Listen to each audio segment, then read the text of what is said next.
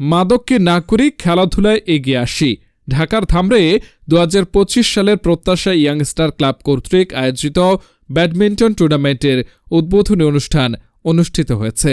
উদ্বোধন করেন উপজেলা চেয়ারম্যান এবং জননেতা আলহাজ তমিজ উদ্দিনের বিশ্বস্ত সহযোগী, রাজপথের লড়াকু সৈনিক, বালিয়া ইউনিয়ন চেয়ারম্যান পদপ্রার্থী এবং বৃহত্তর ঢাকা জেলা ছাত্রদলের সাবেক সহসভাপতি জননেতা HM লুৎফর রহমান।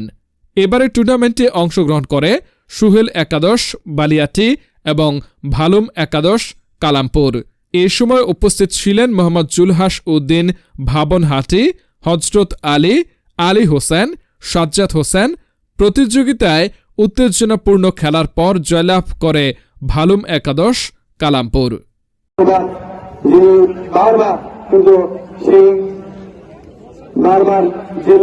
এই 16 বছরে আপনারা জানেন বিগত দিনে যে স্বৈরাচার সরকারের আমলে কোন একটি জায়গায় কিন্তু নিরাপদ ছিল না আমাদের জন্য সেটা।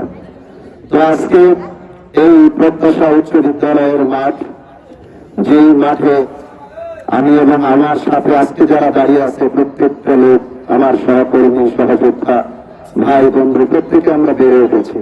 এই মাঠের সাথে আমাদের বহু হাজারো স্মৃতি জড়িয়ে আছে।